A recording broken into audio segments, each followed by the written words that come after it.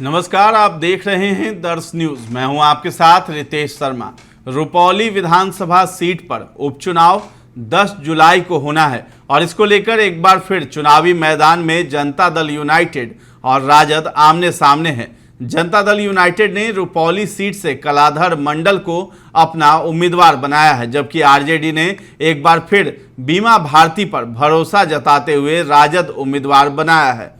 बिहार में लोकसभा चुनाव में एनडीए की जबरदस्त जीत के बाद एक बार फिर चुनावी मैदान में एनडीए और महागठबंधन आमने सामने है। दरअसल रुपौली विधानसभा सीट पर उपचुनाव को लेकर सरगर्मी तेज हो गई है। रुपौली सीट पर एनडीए उम्मीदवार कलाधर मंडल की जीत के लिए एनडीए ने अपनी ताकत झोंक दी है। बिहार सरकार के मंत्री विजय चौधरी, सुनील कुमार, शीला मंडल और लेसी सिंह चुनाव प्रचार में जुटी हैं, तो केंद्रीय मंत्री चिराग पासवान और जीतन राम मांझी 7 जुलाई को रुपौली पहुंचने वाले हैं। उससे पहले नीतीश कुमार यानी आज 6 जुलाई को चुनावी सभा में हुंकार भरने जा रहे हैं। लेकिन इससे पहले ही पप्पू यादव ने भी एक अलग ही दांव चल दिया है।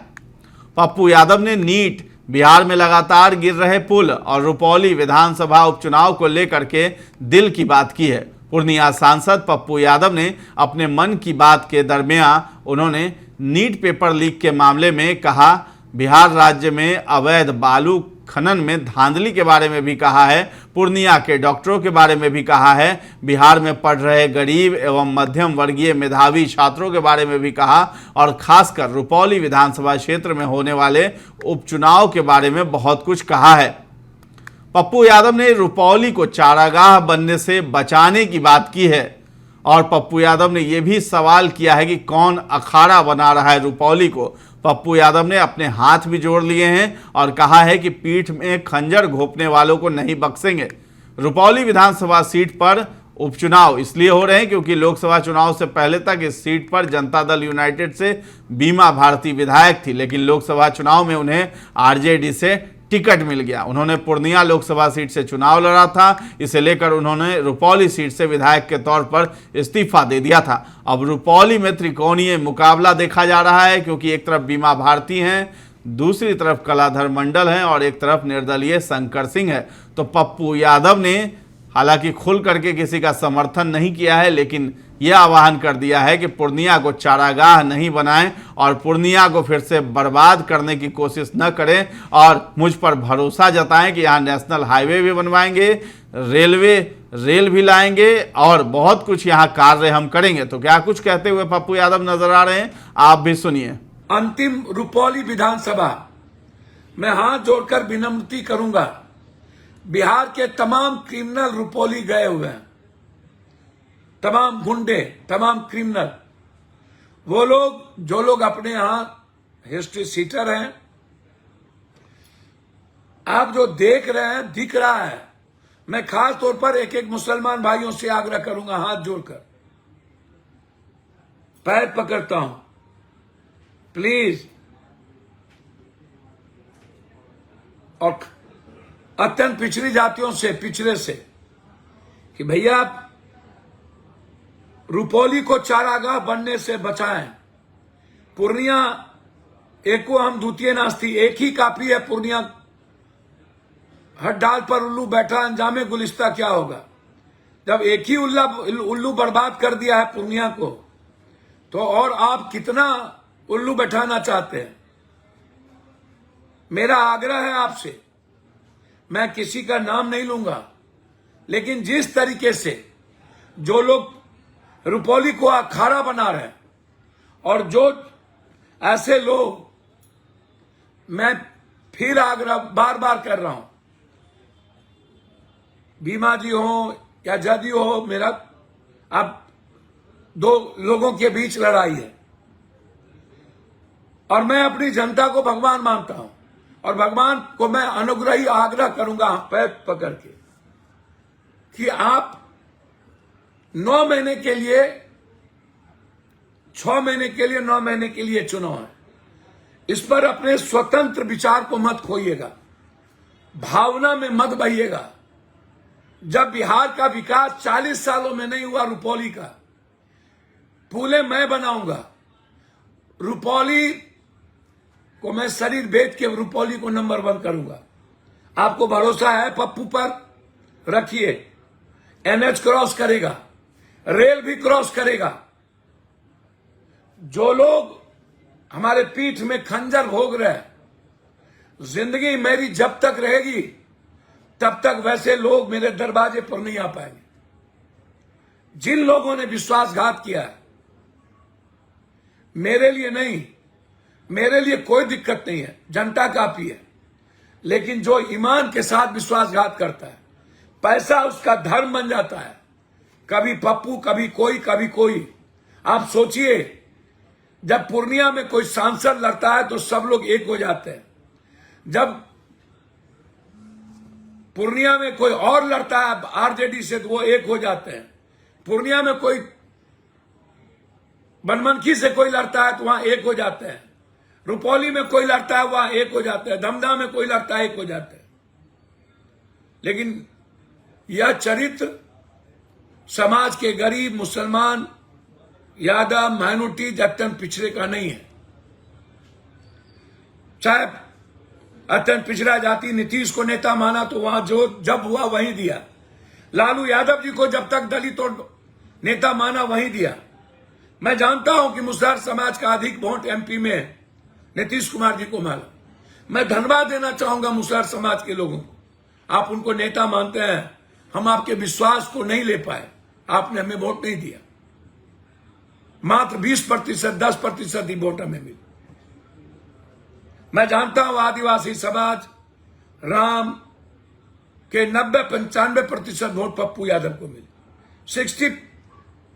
50-60 के परसेंट पासवान समाज का, पासी समाज का वोट हमें मिला। मुसहर समाज का, ऋषिदेव समाज का हम विश्वास नहीं ले पाए। वो हम में कमी है, हमारे गरीबों में नहीं, और वो उनका वोट जाता है। मैं यह भी जानता हूं कि अभी भी ऋषिदेव समाज का वोट नीतीश जी के प्रति वफादार है। लेकिन यह चुनाव एक नया इतिहास लिख सकता है। मेरा आग्रह है पुनः एक बार कि जो लोग ये पैसे की चकाचौंध और जो ये मीडिया के कुछ पैसे लेकर के जो लोग किसी को जिता रहे हैं, मेरा आग्रह उन चीजों से बचिए। और मैं गंगोत्री समाज के लोगों से हाथ जोड़कर, केवरत, गोरी समाज, निषाद समाज, मल्लाह, केवट, इन लोगों से आग्रह करूंगा, अपने पैर में कुल्हाड़ी मत मारिएगा। जो निर्णय लेना हो एक ही जगह लीजिएगा। यही मैं हाथ जोड़ता हूं। यही कहने के लिए मैंने फोन किया था। आपको आज संदेश देना, दिल की बात करना चाहता, और यही करना चाहूंगा। मैं अंत में कांग्रेस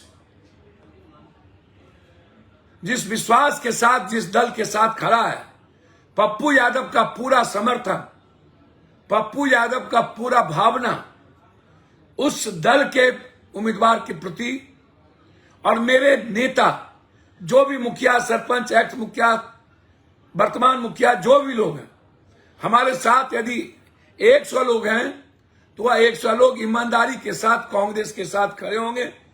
मेरा ऐसा मानना है। पुनः मैं मुसलमान समाज के नेतृत्व से आग्रह करूंगा, ऐसी कोई भूल मत करिएगा जो जिंदगी भर हम लोग पछताएं और हम लोग आने वाले समय में खुद को माफ न कर पाए। बहुत बहुत धन्यवाद, नमस्कार, प्रणाम। आपको बता दें कि जनता दल यूनाइटेड छोड़कर आरजेडी में शामिल होने वाली बीमा भारती लोकसभा चुनाव में उन्हें हार मिल गई थी, और बीमा भारती जो है वो तीसरे नंबर पर रही थी। पूर्णिया से निर्दलीय के तौर पर राजीव रंजन और पप्पू यादव ने जीत हासिल की थी।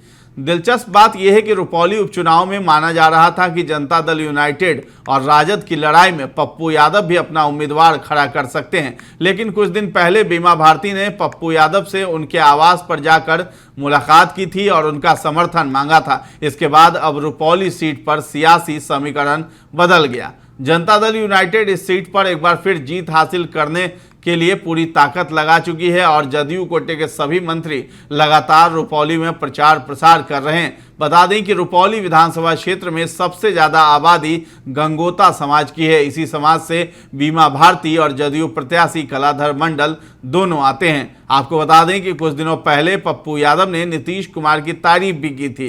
पप्पू यादव ने कहा था कि मैं नीतीश कुमार को सालों से जानता हूं, उनके करीबी लोग गलत हो सकते हैं लेकिन नीतीश नहीं, वे कभी गलत कामों को बढ़ावा भी नहीं देते हैं। उन्होंने इस दौरान नीतीश कुमार के फिर से पलटने की बात भी कही थी।